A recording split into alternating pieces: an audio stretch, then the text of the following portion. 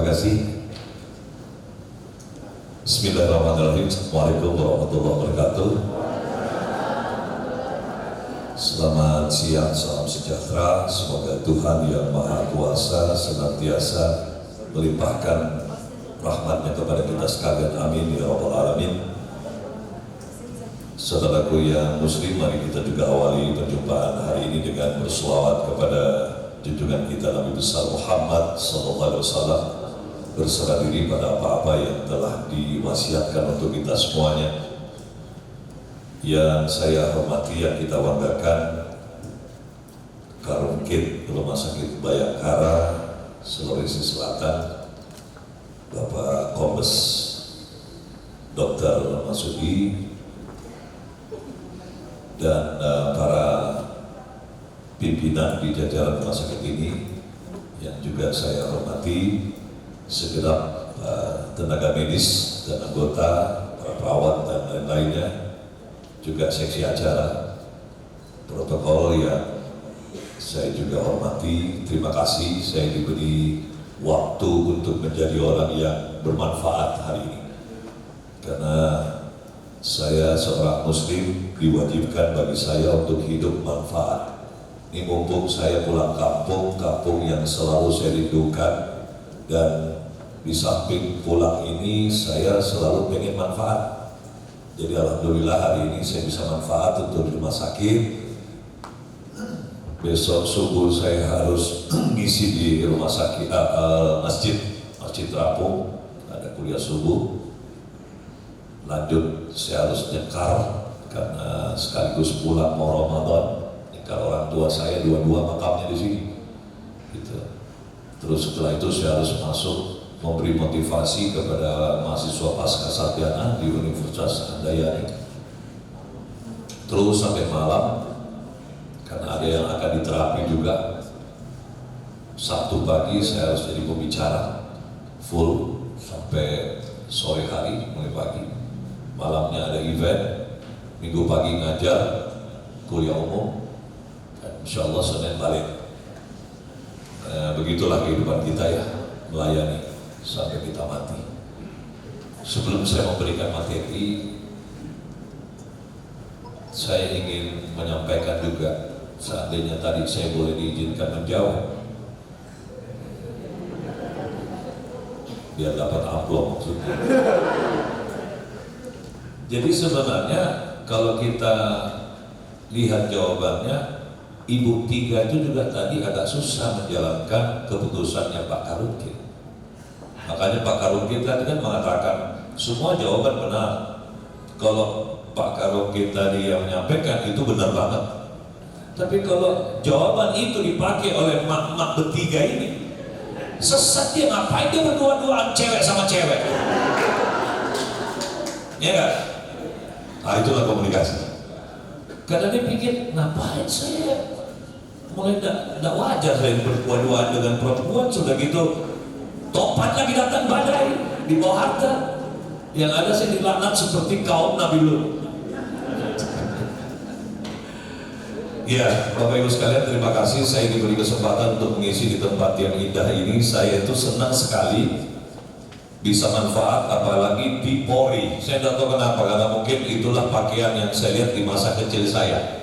Karena kakek saya itu seorang anggota Polri yang lucu. Kita nggak boleh jadi polisi. Itulah kenapa sepupu-sepupu, kakak, paman, nggak ada yang jadi polisi. Nggak tahu kenapa. Pokoknya saya tidak izinkan keturunan saya jadi polisi. Loh kenapa? Akhirnya ada juga kakak saya itu dulu ngumpet-ngumpet keterima, pas terakhir batal juga. Tahu, jadi kakek saya itu dulu akhirnya juga menjadi wali kota di sini. Jadi saya itu kalau dengar polisi, wah senang saya. Makanya saya sering jadi polisi jadi-jadian. Artinya menyamar jadi polisi. Kalau polisi menyamar jadi sipil kan sudah biasa Pak ya. Nah, cuman ada satu pekerjaan yang lucu, yaitu saya harus menyamar jadi polisi, dan itu kejadiannya di kantor polisi. Yang nyuruh polisi pulang, yang nyamuni juga polisi, dan kadang-kadang yang saya periksa polisi. Ya, ada sebuah Polda terakhir kurang lebih sekitar berapa bulan lalu, 7 bulan atau 8 bulan lalu, ada perintah untuk memeriksa seorang Kapolres, kasusnya narkoba. Ya, saya tidak etis sebut wilayahnya. Saya datang ke sana atas perintah Pak Kapolda. Saya ditemani oleh Kepala Propamnya. Dan yang lebih mengagetkan, Kapolres itu orang Makassar. Begitu saya wawancara awal, karena dia selalu berasumsi saya pasti dari Mabes. Saya wawancara, logatnya logat Makassar Pak. Saya bilang, permisi, Anda asli mana? Saya Makassar Pak. Saya bilang, kau itu bikin malu-malu kampungku. Ternyata istrinya juga kok. Akhirnya terbongkarlah dia bukan menggunakan kapasitas, jadi ada faktor X sampai dia demonstrasi Pak. Jadi itu dipakai di depan apel dalam rangka ingin membuat sebuah ya kayak semacam fakta integritas. Dia bilang kalau di wilayah sini ada orang pakai narkoba, saya lah orang yang terakhir. Dia masukin di mulutnya Pak. Itu BB yang dimasukin. Sialnya beberapa saat kemudian terjadi pemeriksaan urin. Saya bilang, untung kamu tidak masuk rumah sakit, barang begitu kau tegak di mulut. Ya, dia bilang berbusa Pak Bagus. Iyalah. Sudah akhirnya saya sampaikan, saya laporan Pak Kapolda dan seterusnya. Betapa menyedihkannya, sekian bulan kemudian Pak Kapoldanya yang ditahan gara-gara. Jadi saya pikir perwira-perwira pasti tahu ya itu kejadiannya di mana. Itu saya lah yang periksa kemarin. Sedih namanya, sedih. Ya, kenapa? Kita baru saja kena lagi ya, walaupun ini kita di kesehatannya, tapi kita baru kena musibah besar atas nama Polri, atas kejadian yang terakhir ini.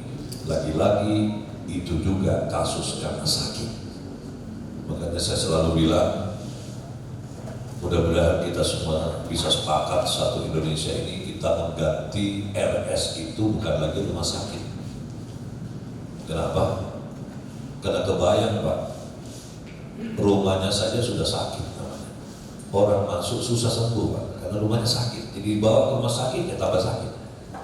Makanya Alhamdulillah Jakarta itu sudah mulai berkemas, merubah nama menjadi rumah sehat. Itu saya promo ada kali 20 tahun. Di depan 3 orang menteri berulang-ulang saya bilang gantilah itu rumah sakit menjadi rumah sehat. Kenapa harus menjadi rumah sakit? Karena kita sama-sama paham yang namanya efek negatif sebuah kata di dalam komunikasi berkaitan dengan pola pikir kena gitu ya Pak. Saya nggak tahu, mudah-mudahan dengan Pak Masud ini kita berjuang dimulai dari rumah sakit Bayangkara ini berubah menjadi rumah sehat Bayangkara. Nah, gitu. Yang saya takut jangan-jangan ini ulahnya orang apoteker nih supaya orang sakit terus obat laku. Ya. Untuk mertua saya meninggal, belum meninggal protes dia karena mertua saya itu apoteker. Bapak Ibu saya izin boleh di depan ya, karena tersiksa saya kalau bicara sambil duduk. Saya pakai mic saya.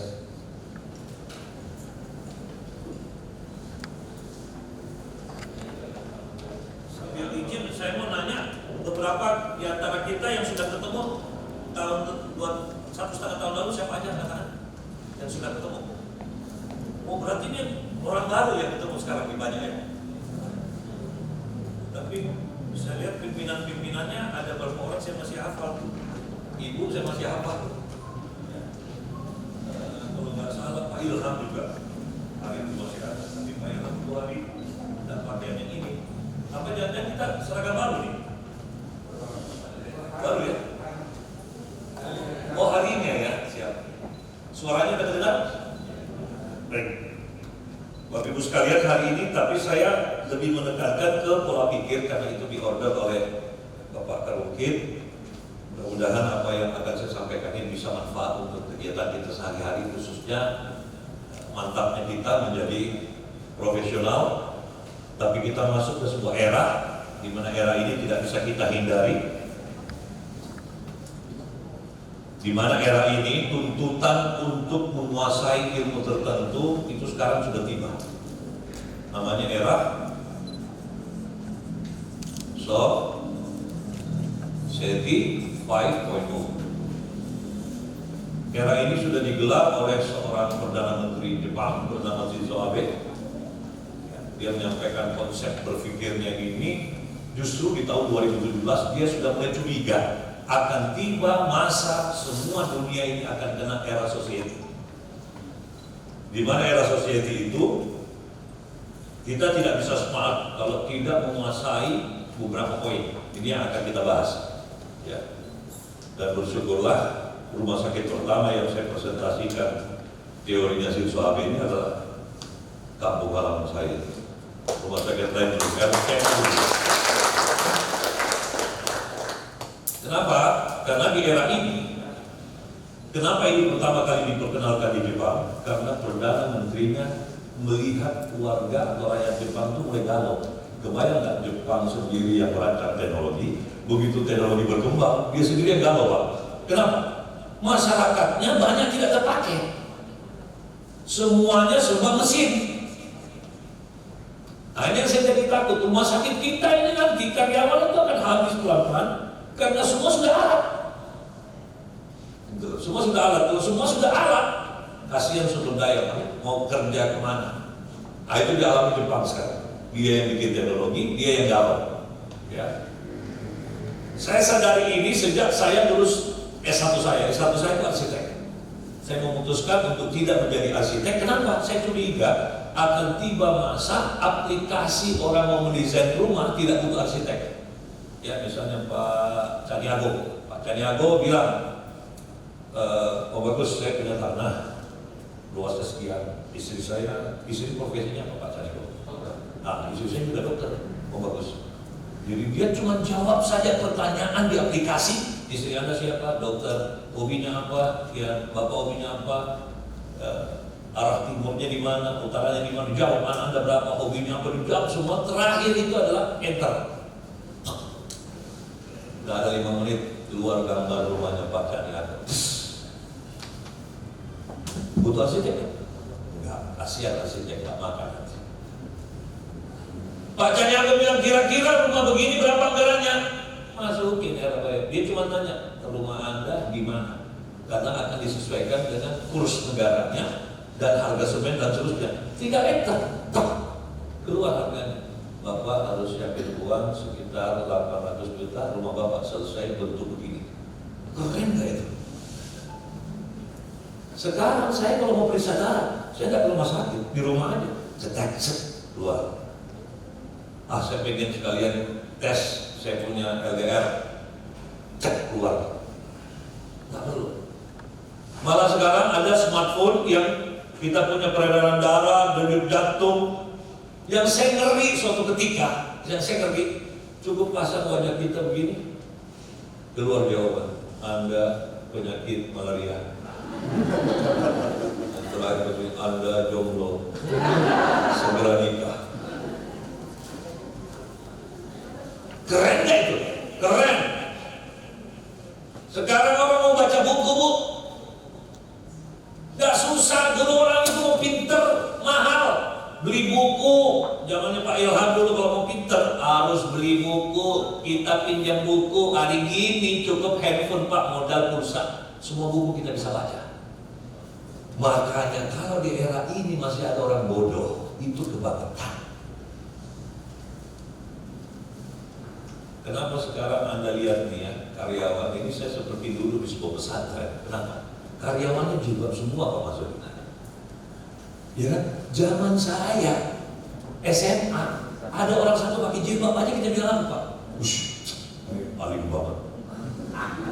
Coba Anda keliling Indonesia, kementerian apa yang karyawannya yang muslim ya, yang muslim. Jangan nanti yang non muslim ikut-ikutan besok. Pakai jilbab juga, karena kayak seragam gitu. Ya bukan begitu. Coba kita bayangkan, silakan keliling Indonesia. Anda lihat SMA negeri saja, perempuannya itu pasti pakai jilbab. Kenapa? saya curiga gara-gara ini era sudah masuk karena mereka semakin paham agama, karena agama gampang dipelajari lewat YouTube, ya sudah mulai ketakutan seperti itu. Ya. Jadi hati-hati ya, kalau Anda tidak mempersiapkan diri terhadap pola pikir, semua yang malas akan tergerus. Karyawan-karyawan yang malas ikut pelatihan, ikut training, dia akan berhenti di situ. Ya, jadi syaratnya untuk bisa smart di era ini apa? Tentang pola pikir, ya harus punya yang pertama pola pikir kritis.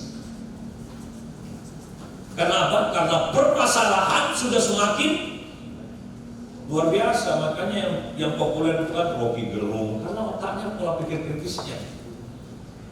Pelawak pun harus sekelas Cak Lontong. Kalau yang Dono, Kasino, Indro hidup di tahun ini pasti nggak laku Pak. Untungnya dia sudah lewat masanya, ya kan? Es Bagio, untung di eranya. Sekarang pelawak harus cerdas. Pelawak aja harus cerdas. Bagaimana pelawak? Jadi kalau pelawak tidak mau cerdas, agak repot. Ya. Ciri khas orang yang pola pikir itu kayak apa? Pola pikir kritis, dia harus kreatif. Harus kreatif. Orang yang nggak mau kreatif berhenti dari sini. Ya, mohon maaf. Semua lini, semua profesi, tidak mau kreatif, Anda tergerus zaman. Makanya ini perawat-perawat yang malas belajar komputer, begitu alat datang kamu nggak dipakai, betul? Semua alat akan diganti nanti. Absen aja kita nggak ada gini Pak. Sekarang saya tanya, kalau tiba-tiba itu kredit, semua yang bolos nggak ketahuan. Karena itu terkoneksi dengan sistem penggajian. Coba ya, satu saja kredit. Jadi harus ada kreativitas. Nah, yang kedua, seperti yang Pak Karun kita sampaikan, kita harus berpikir out of the box. Anda harus punya pola pikir yang di luar orang pikirkan. Sehingga diharapkan di pola pikir kritis ini Anda bisa menjadi penemu. Penemu apa saja. Makanya mulai muncul itu. Dia bukan apoteker Pak, bukan dokter. Kok ngeluarin obat Pak? Terutama ketika COVID kemarin. Gak jelas itu orang. Tapi obatnya laku Pak, yang minum sembuh. Gila kan? Makanya ada profesor kemarin yang ketangkep, ya kan Pak? Yang diwawancarai. Kenapa sekarang ini eranya era kreatif? Siapa saja bisa menjadi penemu. Karena semua ilmu bisa dianggap lewat. Jadi nggak boleh marah. Nggak boleh marah. Yang penting syaratnya dia punya ilmu. Betul. Ya, kita lanjut. Nah kalau gitu, yang kedua apa? Anda harus punya mental yang karakternya kuat. Kalau tidak, agak susah. Dikit-dikit tersinggung, digilas. Ya, mohon maaf ya. Jangankan yang prajurit. Mohon maaf, Tuhan sudah kasih contoh satu. Yang jenderal saja kalau dia karakternya lemah. Apa yang terjadi Pak? Kita nonton sama-sama ya. Kenapa? Itu juga efek mulut. Hati-hati Pak mulut. Kita sudah bahas pertemuan sebelumnya. Kalau tiap hari ngomong, kalau nggak mau saya bunuh kau, saya bunuh kau, saya bunuh kau, saya bunuh kau. Ketika tiba di satu titik Pak, Anda bunuh orang. Apalagi suku kita di Makassar ini, diamnya. Mohon maaf ya, diamnya. Saya lebih baik mati, lebih baik mati, lebih baik mati. Sampai urusan pacaran bunuh-bunuhan. Iya. Kalau kau tidak bisa diterima perempuan itu, carilah perempuan lain. Inilah kalau kita laki-laki, kita tidak laku, tapi sok maco. Orang maco itu kalau cewek tolak, cari yang lain dong. Itu tambahnya maco Pak Cadew kan? Ini enggak. Kalau udah terima ke saya bunuh tahu. Satu bulan udah habis. Loh urusannya apa hubungannya dengan percintaan? Kalau dia cewek, kebalik lagi Pak. Aku lebih baik mati daripada tidak hidup bersamanya. Itu kan keren. Ya kan? Nggak boleh salah kan? Mental di era ini harus kuat. Lah saya kadang-kadang bingung. Dia yang baca hoax, dia yang tersinggung, dia yang lapor polisi. Makanya saya bilang mestinya undang-undang IT itu harus sehat. Sehatnya di mana Pak? Kalau ada berita hoax, biarkan aja. Namanya juga hoax. Mestinya yang di penjara itu yang baca hoax marah. Iya kan? Oh ini nggak boleh nih. Kamu dapat dari mana? Media. Namanya juga media. Biarkan aja suka-suka, ini kan era kebebasan pers. Orang menulis apa kek? Kalau kau yang tersinggung, kau yang harus ditahan. Ini kebalik Pak. Ya kan, Pak Caniago tulis status, walaupun tidak ada nama saya di situ. Wow, saya lapor polisi. Ini Pak yang tulis namanya Caniago, tangkap ya Pak di rumah sakit Bayangkara. Kasihan beliau nggak tahu apa tiba-tiba ditangkap. Padahal beliau cuma dapat pesan, dikirim pulang, ketangkap. Bahayanya kalau kita sampai ke situ. Ya, kita lanjut. Yang ketiga, Anda tidak bisa hidup damai di era Society 5.0 kalau Anda tidak punya kekuatan yang namanya komunikasi persuasif untuk problem solving. Sudah tahu temanmu itu orang darah tinggi, ya kan? Kalau ngomong sama dia, jangan pancing emosi. Ya kan? Sudah tahu kawan kita yang sudah mau pensiun, gitu? Darahnya sudah mau pecah. Ya kan? Hari-hari kita pancing. Kau ini bukan kawan, pembunuh teman. Ya kan? Jiwa itu kalau sudah terbentuk, kita tidak bisa ngapa-ngapain. Allah sudah bilang, kalau sudah berbentuk jiwa, jangan diganggu. Agama saja sudah mengatakan itu. Coba yang Muslim ya, buka Al-Quran Anda. Innal ladzina kafaru sawa'un 'alaihim a anzartahum am lam tunzirhum la yu'minun. Itu bentuk jiwa yang sudah terbentuk. Ya salah satunya bentuk jiwa namanya kafir. Jadi kafir itu jangan dulu cepat membeda-bedakan agama. Kadang-kadang ini yang bikin kita berantem. Gitu. Kalau kita ini Kristen, kita harus kafir untuk Islam. Kita pindah di Islam. Islam itu harus kafir kepada Kristen. Kenapa bisa begitu? Loh kalau dia tidak kafir berarti sama dong. Iya enggak? Jadi, itu bagus. Kau kafir. Kamu apa? Kristen. Betul kamu. Iya enggak? Jadi jangan. Kau kafir. Kau siapa? Betul. Bunuh-bunuhan. Ini yang saya bilang tidak cocok hidup di era sekarang. Gitu? Apalagi mental Anda baru dibilang bagus, kau anjing. Kita bilang apa? Kau babi. Ternyata sama-sama binatang kenalan. Sudah lama jadi babi. Masya Allah. Kita akan sama-sama binatang. Bayangkan itu. Kadang-kadang kau setan. Ini yang saya bilang, mestinya orang di era society ini, apalagi kita ini sudah terbiasa di rumah sakit. Kan sudah tahu banyak orang sakit toh. Di tempat kita ini banyak orang sakit. Kadang-kadang teman kita sendiri juga sakit. Perawat sesama perawat sakit. Sakit itu di era society harus dikembalikan, tidak percaya? Coba Anda buka undang-undang tentang sehat standar WHO. Lalu bukalah undang-undang sehat di Republik Indonesia. Apa arti sehat? Atau kita balik, apa itu sakit? Sakit itu ada 4. Dan kita di rumah sakit ini harus paham itu. Untuk menjadi sehat ada 4 syarat. Dan syarat yang paling terakhir inilah yang paling kita agung-agungkan, yaitu apa? Tidak percaya? Coba datang ke dokter Caniago. Dok, tolong periksa saya sehat atau enggak. Beliau ambil apa? Stetoskop.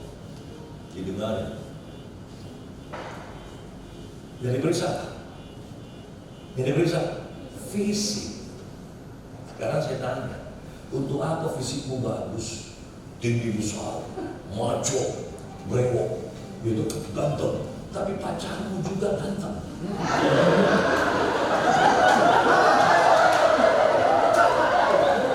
Itu namanya sakit. Sakit itu Pak.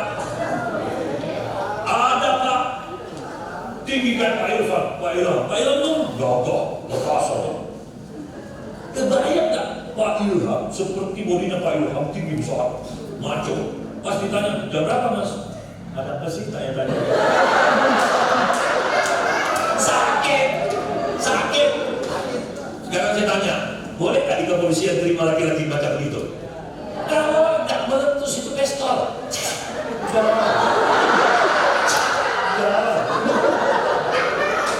Yang kena geli Pak, geli Bu, gak mati Bu.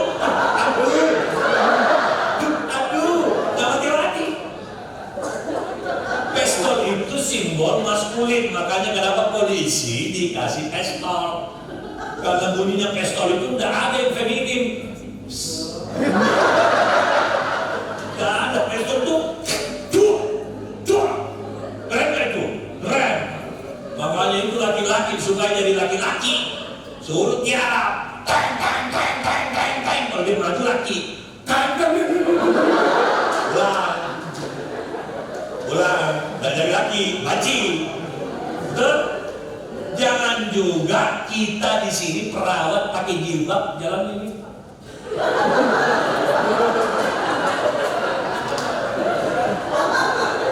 Pas jalan begini, suaminya jalan di sebelahnya begini.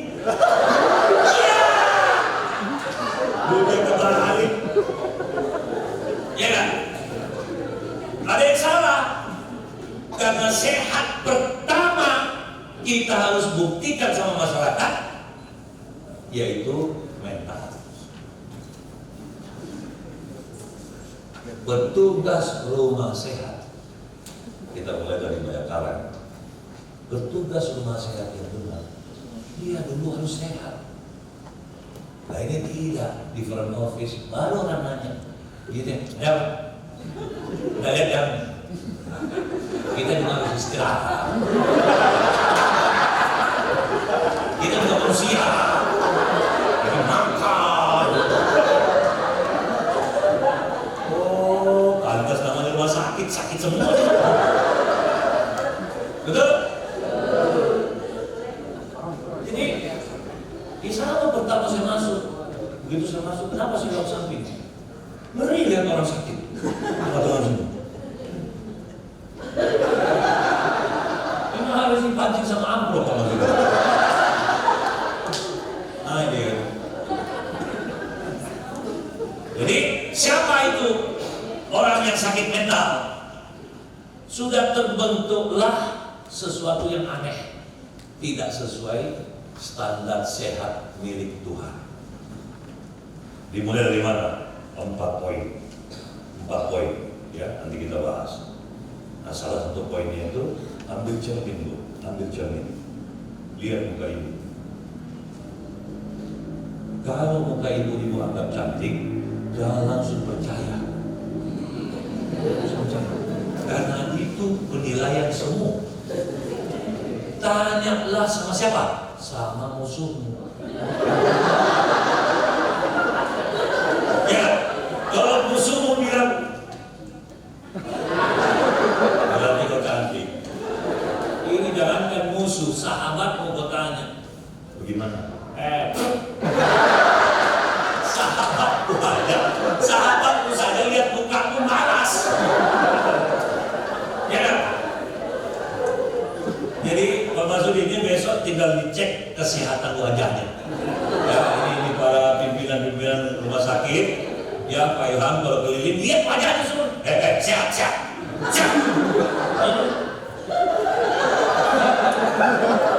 Apalagi yang sudah mau pensiun itu kacamata udah mau jatuh.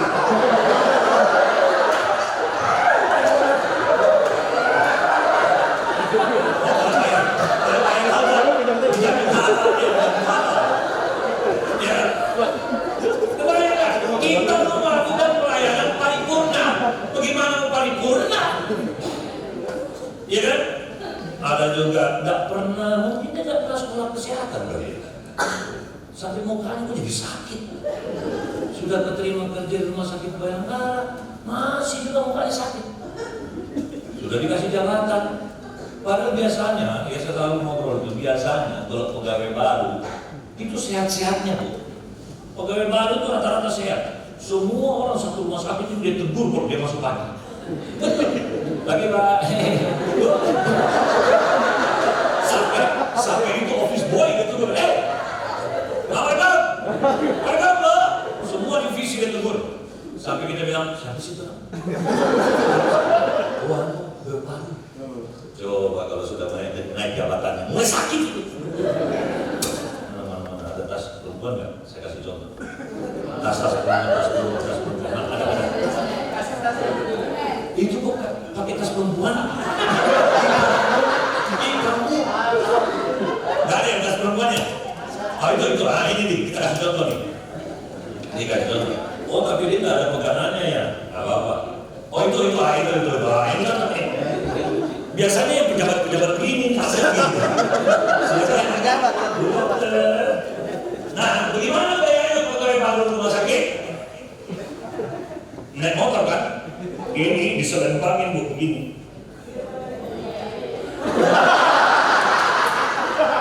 Ya, begitu tiba di rumah sakit, nah ini, pegangin. Assalamualaikum. Itu pegawai baru. Mulai diangkat dari pegawai tetap, jabatan dapat. Tasnya itu. Assalamualaikum. Sudah. Karena tahu kali datang. Sudah mulai naik lagi jabatan. Masuk sudah. Mulai sakit. Jadi kalau lihat besok pimpinan begini kayaknya, kita lihat.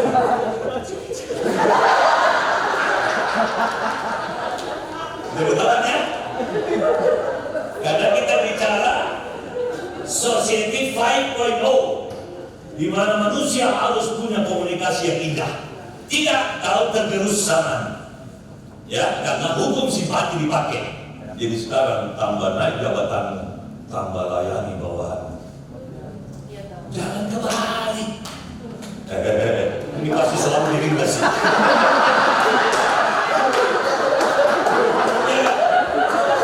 Tambah lagi kayak Pak Kalungkit bagi-bagi amplop. Biasa. Yang tidak biasa itu office boy manggil yang lainnya.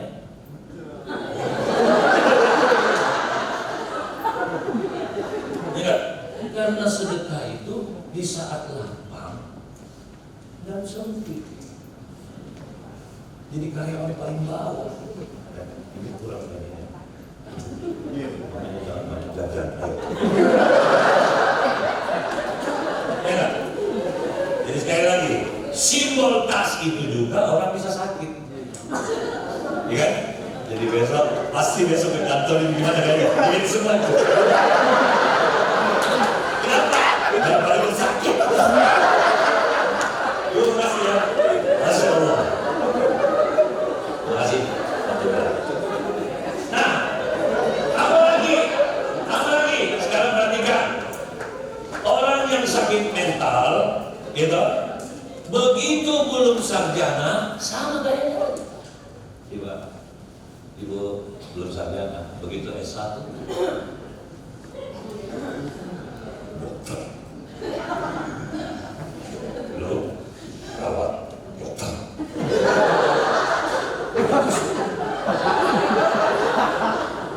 Gila, belum spesialis Pak Dokter. Kalau spesialis naik nggak Bu?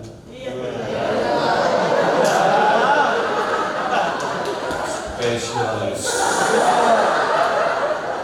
Spesialis apa? Alat. Sehingga saya bingung itu kenapa rumah sakit semua ayatnya sama. Kok ini dokternya baru datang spesialis ya Pak? Iya, memang spesialis selalu. Kalau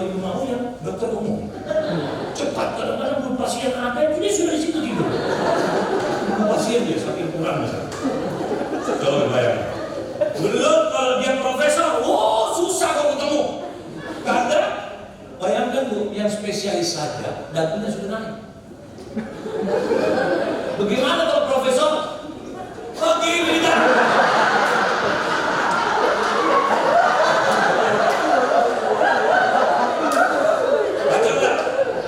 Baca enggak?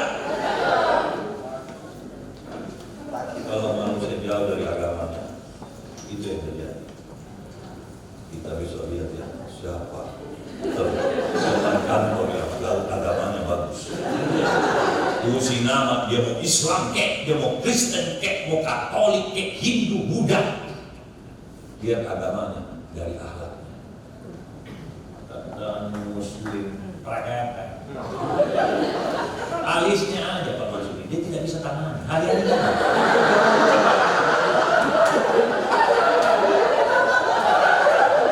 Orang Makassar bilang, kenapa kok? Betul? Kalau kita sudah tidak sopan, kenapa kok? Kalau kita masih sopan, kita bilang, kenapa Ki? Ya Pak, karena begini terus Bu, alisnya. Saya bilang, kenapa Ibu?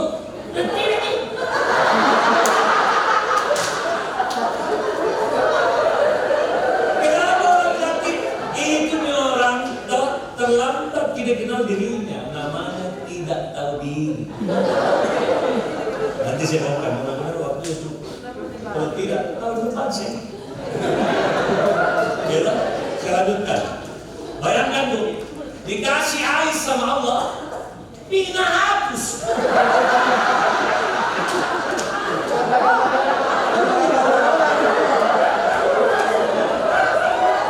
Terus, ibu maaf kalau dia sakit, bagaimana saya tak pernah sakit? Setelah hapus ibu, tergambar kira. Ya Allah, saya bilang, sekali hapus, tetap hapus. Awas, gambar-gambar lagi. Kenapa lagi?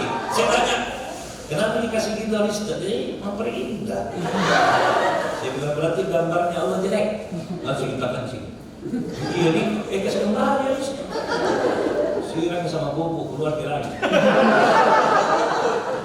Bu, ada yang ahli fisiologi sih? Ada ahli fisiologi? Nah kalau tidak ada sekalian saya tanya saja, kenapa orang Indonesia dikasih bulu mata pendek? Karena sejarah bulu fisiologi, kelopak matanya orang Indonesia itu tipis, sehingga sedikit dikasih bulu. Sehingga ini di Indonesia ada tambah.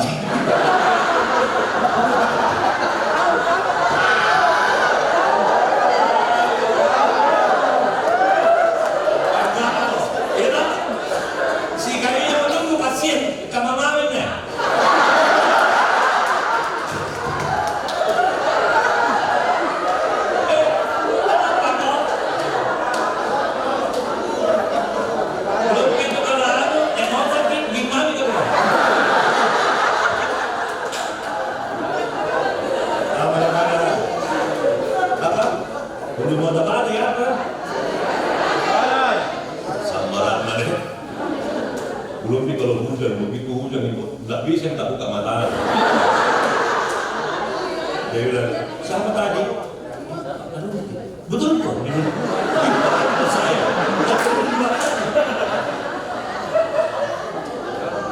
Biasa itu emak-emak itu nggak kasih merah-merah. Plus on kayak. Jadi yang kanan dikasih on, sini on, baru dibaca oh.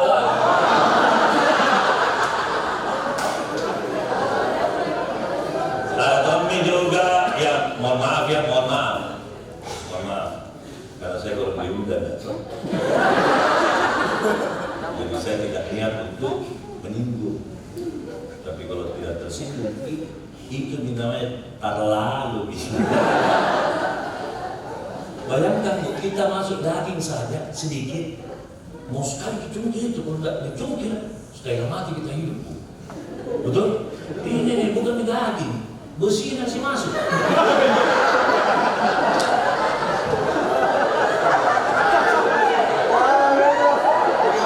Apapun alasannya, ya sisa dirimu. Singkat cerita, kenapa kita semua jadi begitu?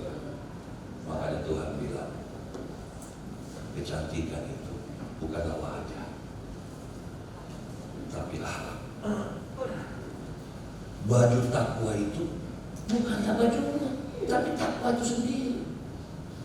Jadi kalau kamu ini adalah orang yang beragama, negara kita negara Pancasila, yang nomor satukan itu ketuhanan yang Maha Esa. Dan kompetikanak-kanak, artinya ketuhanan yang Maha Esa itu tidak selamanya kita hanya berasumsi Tuhan itu satu. Gitu. Misalnya beda gini, saya ben suaminya atau dia istri, sama mata. Cahaya. Misalnya saya suaminya Cahaya, saya bilang kau satu-satunya Cahaya. Kenalan. Gitu. Pasti saya bilang, kenapa kita paling anu sama dia? Kenapa kita anu itu? Kenapa kita? Berarti tidak Maha Esa. Jadi apa yang disebut ketuhanan yang Maha Esa? Memang artinya kita sama-sama percaya Tuhan itu satu. Tapi kalau kita cuma berhenti di situ, nggak ada guna-gunanya itu sila pertama. Artinya karena sila pertama itu ketuhanan yang Maha Esa, artinya Tuhan harus selamanya dinomor satukan. Jadi kalau mau kemana ini tuh jam 12 gitu, jam 12 ini jam 10. Makan mau masuk gini. Bu, tapi bu mau tanya ini resepnya gitu. Kalau lihat saya makan kayak ini. Nanti juga datang jam 2 kita. Jadi mestinya kalau kita mengaku Tuhan selalu harus nomor satukan. Oh mau makan, bu tolong saya. Oh iya sebentar ya, dapat kasih pahala ya, alhamdulillah. Baru kamu makan dapat pahala. Jangan dibalik, itu namanya nomor satukan Tuhan. Ini nanti Pak Masudi lewat udah lupa. Saking takutnya itu. Berarti kau lebih takut sama Pak Masudi daripada Allah. Bahaya lalu itu. Itu. Jadi mulai sekarang tingkatkan pelayanan paripurna. Lihatlah Tuhanmu nomor satukan. Kalau kau mengaku sebagai orang yang Pancasilais, nomor satukan Tuhan. Jangan nomor satukan dulu. Pasti kau kacau. Ya, itu yang disebut dengan sehat mental. Bayangkan tuh, kita pendapatannya apa saja sih? Ada gaji? Tunjangan? Uang makan? Alengasen. Sebentar lagi ada tunjangan, ada lagi uang lembur. Mati kok, tidak ada yang pahalanya. Tidak percaya nanti kita sama-sama bertemu kuburan. Tapi menghadap sama Allah. Ya Allah, saya mau tanya, surga macam apa yang saya dapatkan 40 tahun ambil masa negara? Bilang Tuhan Tuhan begini, apa dulu kau cari kerja di rumah sakit banyak? Sudah mau kasih toh? Sudah bilang, apa yang diminta? Enak. Jadi kalau mau kau selamat dunia, jangan kau bangga dengan sholatmu, karena sholat itu baru tiangnya ada. Tiangnya, mau kau punya rumah 100 hektar tiang semua.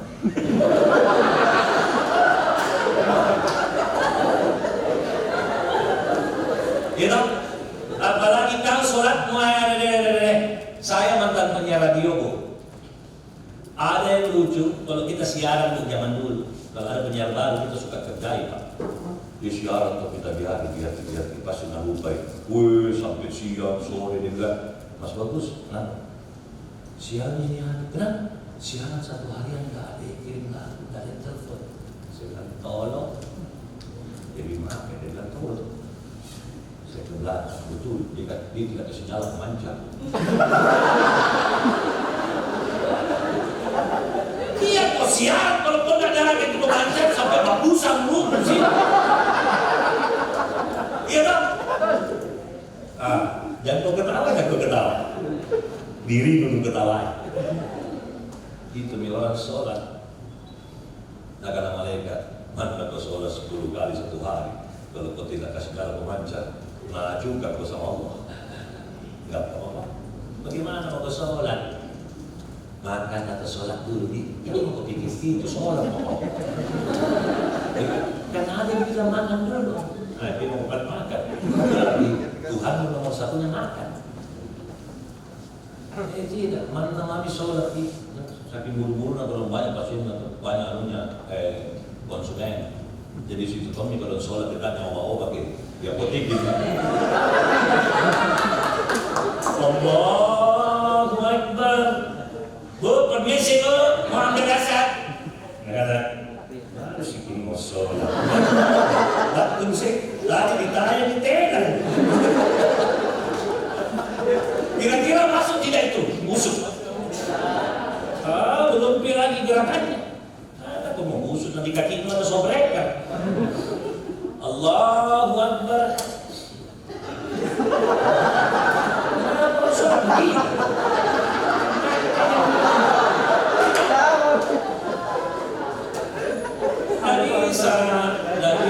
Ini sudah semakin parah. Kalau tidak percaya, coba saya kasih nyala motor, wifi motor. Baru itu modem aku kasih begini. Kira-kira sinyalmu gimana? Tergantung tuh. Begitu orang sholat. Begitu tuh mau kalau layani orang pasien korbannya, barulah tuh masuk dulu. Ini sudah kubur. Bayangkan itu pasien didoakan supaya mati semua. Itu mati, itu bu di kamar berlapis. Itu anunya keluar banyak, itu membuka. Jadi kalau bunyi itu dia kata, ayo mau bisa. Kau kemarin bilas membunuh, saya mau. Yang itu bu enak itu kan jadi perawat. Sambil kita pasangi impus, sambil kita dipote-potei. Nah, langsung dia bilang, ini udah bilang mau bagus kemarin ya. Dia bilang, saya kan dapat Pak gaji, dapat tunjangan semua tuh, tapi belum biasa salah tuh. Ini tidak kok, sebenarnya kasih salah. Gimana ini orang tak kok? Belum ditanya lagi. Terima saja, Bu. Paling tidak enak itu hidup, kalau lancar. Apa kita dapat? Apa kita dapat? Tidak ada. Ini semua pola pikir. Sama Tom itu kalau dapat itu, apa namanya kalau di atasnya staff, apa namanya di atas? Kepala bagian atau apa? Kepala seksi atau apalah ya?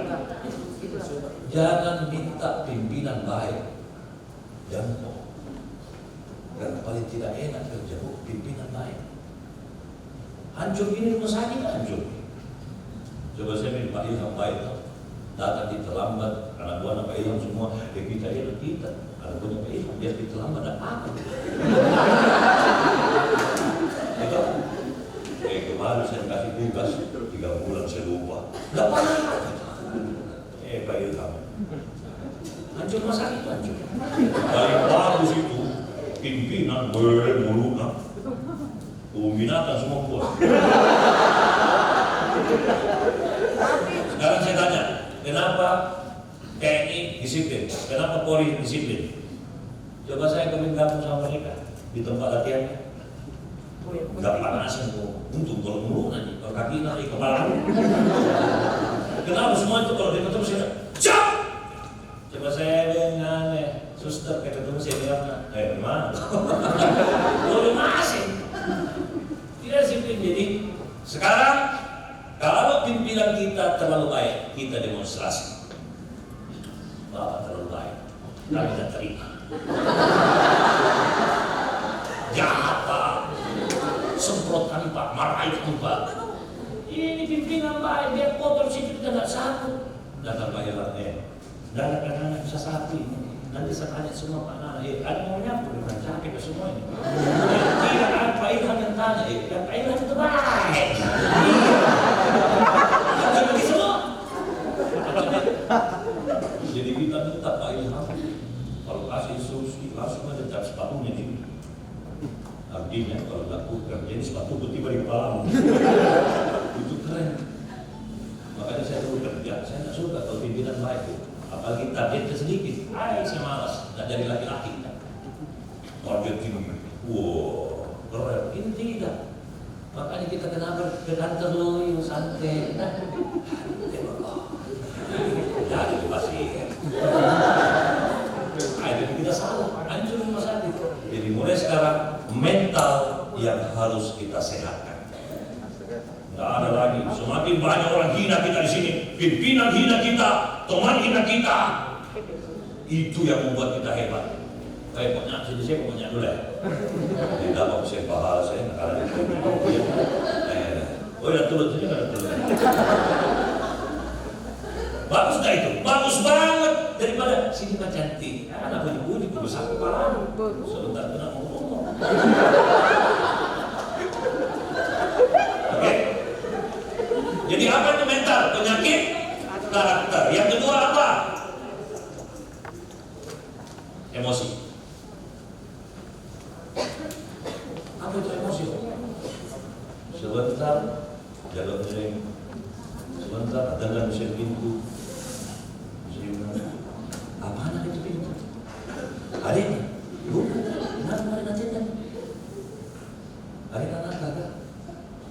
Jadi banyak yang salah mengartikan emosi. Jangan kita ucap. Saya lima orang itu. Hati-hati benar. Kita jadi untung aja. Jangan kau menghubungkan sukumu dengan emosi. Karena banyak teman orang jadi untung. Sabar nak. Kalau orang jadi untung sesaat. Sama teman dulu saya itu pertama kali merantau ya mungkin saya kena hipnotis orang Makassar. Saya pertama merantau Pak, saya juga tidak tahu kenapa. Sini balik, sini balik. Itu kalau saya ingat zaman dulu, saya bilang, saya ini mau pergi kuliah, mau pergi bunuh orang. Bayangkan, itu mau pamit sama teman-teman bilang, hari ini balik itu. Hari, gue kasih satu lagi, kita balik ke dia tidak tahu, ada juga. Tidak ada. Kalau sebelum lanjut, dia bunuh orang. Jadi itu saya semester 1, semester 2, setiap hari kuliah, bagi 2 ini Pak. Betul. Hari-hari saya kumpul semua itu orang Jawa ya.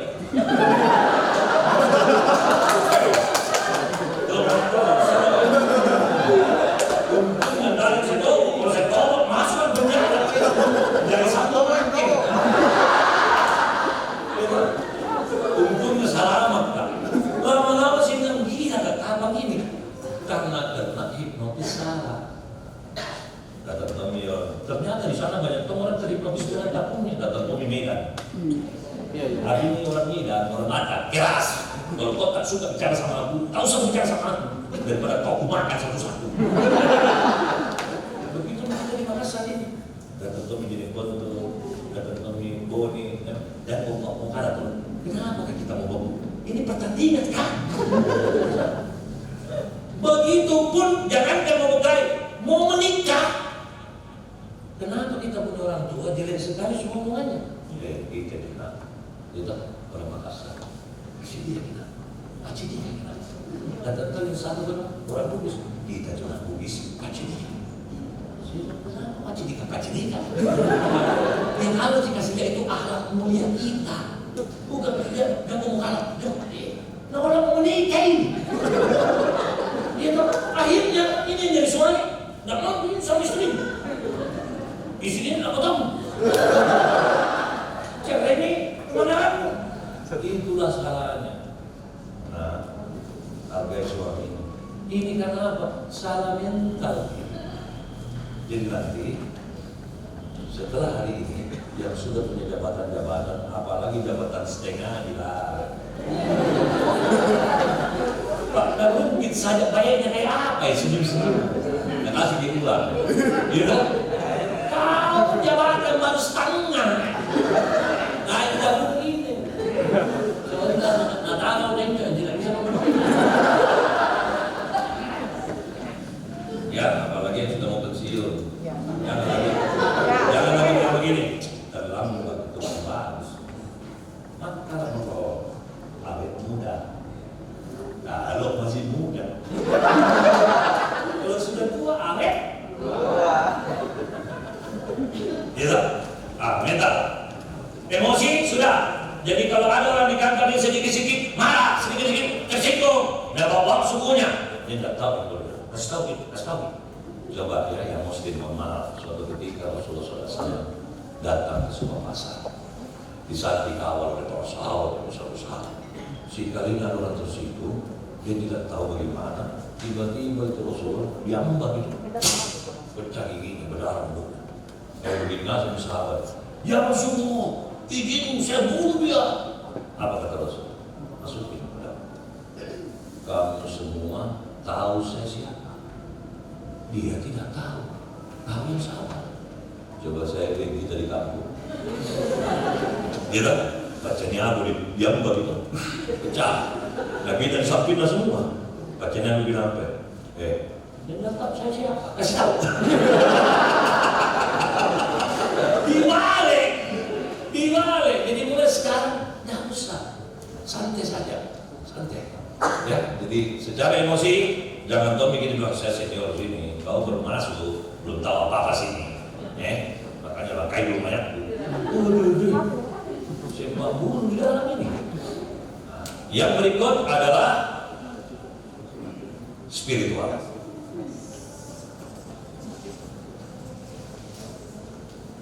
Biar tekanan darahmu bagus, biar jantungmu bagus, kolesterolmu bagus. Kalau Kristen tidak pernah ke gereja, kau sakit. Setuju? Biar kolesterol bagus, tekanan darah, asam urat normal. Kalau kau tidak sholat, kau sakit. Jangan cuma sholat, karena sholat itu baru tiangnya. Jadi apa kita cari Pak Bagus? Sabarnya, sedekahnya, pedulinya. Jadi kalau bisa setiap hari kita di sini harus ada karya. Tidak bisa saya pulang. Nah, belum piala Tuhan satu hari ini.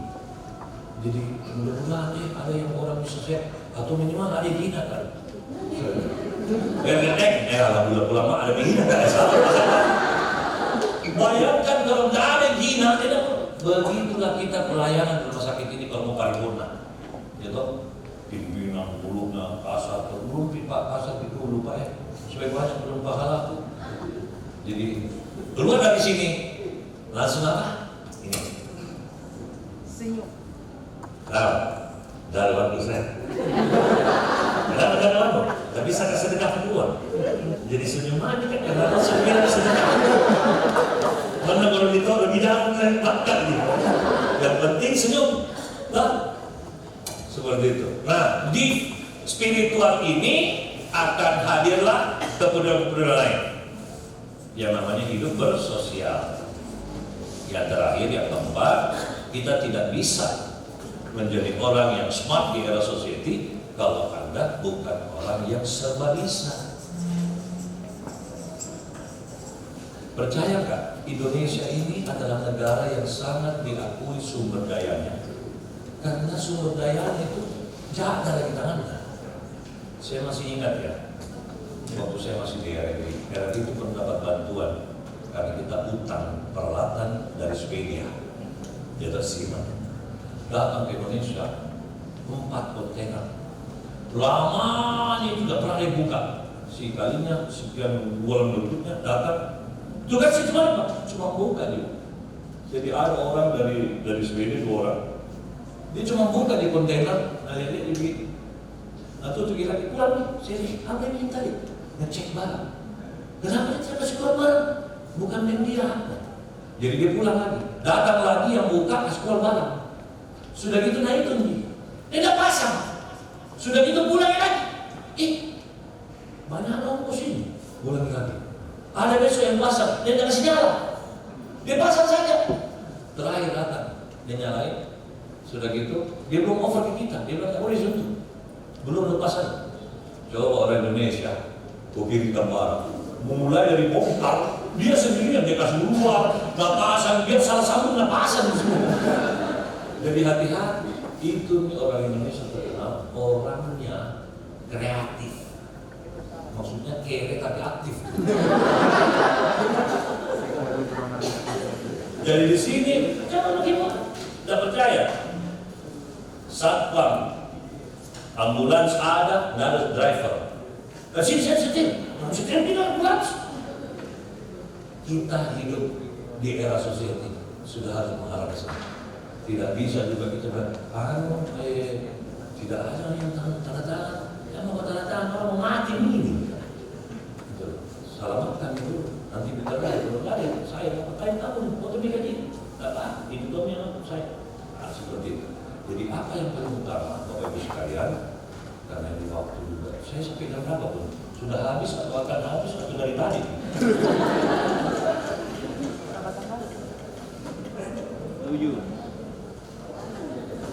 Karena saya nggak dikasih tahu, saya selesai jam berapa? Karena azan itu kemudian habis bina. Nah kalau kalau gitu begini, daripada jadi awak penasaran, paling banyak ada dua pertanyaan kiri yang paling penting. Kita pindah ke doa. Ada pertanyaan? Berarti satu pertanyaan. Jam berapa dibubar? Udah bube? Ada pertanyaan? Ternyata sama pertanyaan. Kalau begitu saya mohon izin, mohon maaf. Insya Allah kalau datang lagi, kamu bagi waktu panjang. Kalau setengah-setengah aman pulang di setengah-setengah. Yang penting pesan, keluar kita di rumah sehat. Mana mami masih terusan di rumah sakit. Yang pertama kita harus sehat dulu. Jadi itu kalau orang sakit keras gitu, jatuh nanti bilang, coba suci, wih bahaya ini, mati kemana? Natawai namanya cytokine storm. Tapi lihat nih kalau orang mau mati, nggak dapat dokter Caniago, tak apa-apa, relax banyak ya. Pasien saya sembuh, langsung gini, oh iya dong, sembuh itu, kita tidak, apa ya? Bahaya dong, mati. Itu COVID kemarin banyak yang mati gara-gara itu. Jadi nggak bisa mati istri itu, karena dia mati, mati itu mati. Gara-gara itu, jadi mulai sekarang tolong jangan terlalu cepat merasa seperti Tuhan. Penyakit begini mati besok, astagfirullahaladzim. Selalu kita berbaik sangka, ya. Tolong itu positive thinking. Ya, saya mohon maaf lahir batin sebagai saudaramu ini kalau ada kekurangan. Cuma niatku satu, berbagi ilmu biar kita menyehatkan bangsa kita, terutama daerah kita ini. Kita bangun. Saya berharap Rumah Sakit Bayangkara Sulawesi Selatan itu menjadi percontohan rumah sehat kelak di kemudian hari ya. Terima kasih. Saya akhiri dengan hamdalah. Alhamdulillahirabbil alamin. Wabillahi taufiq wa hidayah. Assalamualaikum warahmatullahi wabarakatuh.